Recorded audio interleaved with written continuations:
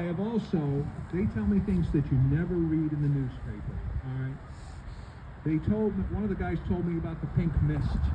And if anybody around here does not know what the pink mist is, it's what happens when blood is vaporized because of incoming gunfire. It's terrible, it's graphic, and it's war. John Q. Taxpayer doesn't know what goes on over there. So, yours truly, with a big fat mouth, I'm here to educate you. So anyhow, I asked this guy, this Vietnam combat veteran, this alcoholic, I asked him, who do you miss the most?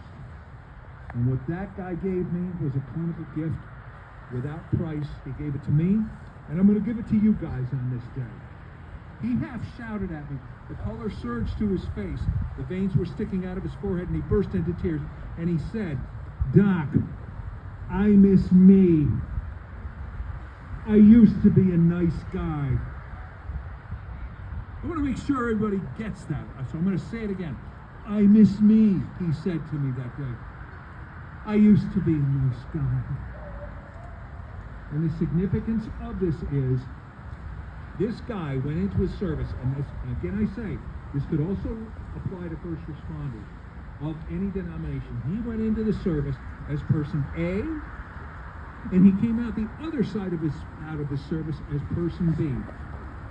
Folks, he had no idea who he even was anymore. He had no idea what mattered. He was lost. He had no direction other than to his next drink. Now, what a lot of people don't know about post-traumatic stress disorder, and I'm here to tell you, is it goes miles beyond terrible, terrible memories that keep cropping up throughout the day. Temper loss, hypervigilance, depression, anxiety, flashbacks, destroyed relationships, emotional numbing. As if that isn't bad enough, folks, here's how deep it goes. When a person has been traumatized past a certain point because of combat or because of the stress of being a first responder or trauma as a whole, the central nervous system changes, folks. In plainer English than that, the brain changes. The brain changes. The chemistry of the brain changes, and the physiology of the brain changes. I bet a lot of you guys didn't know that. Well, now you do, and that will give you an idea of how deep and how far this goes. Now, what was I saying a couple of minutes ago about the Vietnam veteran who went into the service as person A and came out as person B, didn't know who he was anymore? I could virtually guarantee you this guy's central nervous system, his brain, was affected by the constant adrenaline blasts, the crappy food, the non-existent sleep, the screams, the deafening noise of artillery and gunfire. This guy was not the same person. His personality had shifted from when he went into the service versus when he came out. Is it any wonder he had no idea, and so many others have no idea who they even are anymore? And that goes for cops, firefighters, corrections officers, dispatchers, law enforcement, all of them. Absolutely all of them. Why am I telling you this on this somber message on this day? It's pretty simple. I tend to believe that this 22 a day that we constantly hear about, it's all the rage in the press, that data comes from states that actually report veteran suicide. But what about all the states who do not? I think that number is much higher. I have, folks, quite literally talked weapons out of people's hands over the phone in the middle of the night. They got a phone in one hand talking to me and a gun in the other, an inch away from ending it all. So, what do we do about it? And everybody within earshot of me today can help me with this. What do we do about it? Well, we're starting it right now, or I'm trying to start it, by getting a conversation going about it. Getting a conversation going about it. What a lot of you don't know is that veterans and first responders are trained to think of themselves absolutely last, if at all, and everybody around them absolutely first. All right? And they don't want to be that guy to ask for help. And I get it. It's part of mission completion. But what I'm trying to get across to everybody here is there's a time and a place to say at the end of the mission, let's sit down and have a conversation, because somebody in this room needs to talk. They need help. And I hear you ask, okay, Doc, what's the significance of talking? I'm here to tell you. And I'm going to say this twice because it has to register with everybody here. It has to and by the way, I didn't think this up. I'm not that smart. Way above my pay grade. So here we go. You open your mouth and the pain comes out. I have to say that again. You open your mouth and that pain, that agony comes out. And all that emotional pressure, that anxiety, that stress, those terrible memories, once they become words, that emotional pressure decreases. It decreases.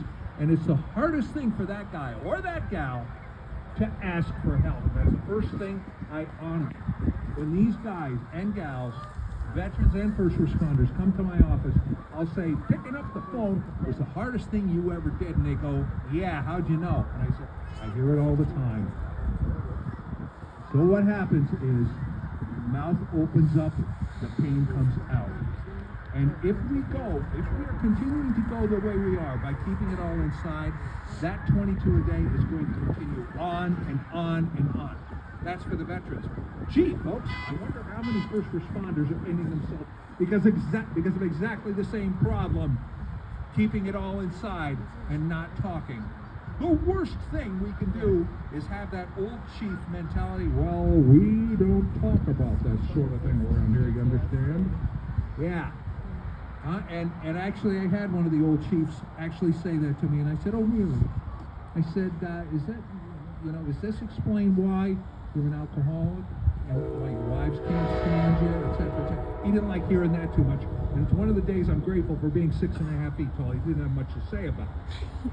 So, going forward, I'm almost done, folks. Thanks for sticking with me through it. It's a tough message.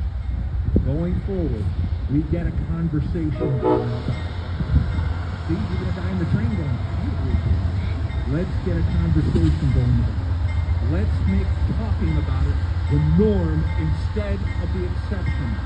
Because if we don't, the bodies will continue to pile up. How many people, I want to see a show of hands, are so tired of reading about one veteran or first responder suicide after another in the paper every day? I sure am. Good. Now, you don't have to be a psychologist to do what I'm about to say. Listen up, go as fast as I can. All right? What I see before me, okay, and you don't have to be a psychologist like I am. You don't have to have a bunch of letters after your name. You don't. You have to have a good heart, and you have to be a good listener. We reach out to our people. I see before me fathers, children, mothers, aunts, uncles, grandparents, military veterans, high school students. But I also see before me this day a force multiplier. A force multiplier. Now, what's that translate into, Doc? That means everybody goes home today, not just on Veterans Day, but on other days. Call your people up. Find out how they are doing. If your spidey sense is saying, hey, I haven't seen so-and-so in quite a while, pick up the phone. We can't do this by ourselves, us in this profession. I need help from all of you. And when things conclude today, there's going to be a get-together down at American Legion Post 701. If anybody has any questions, follow me down there, and I'll talk your ears off about it, like I'm doing now until this moment in time. Here you go, Lorraine. Thanks again. Thank you all.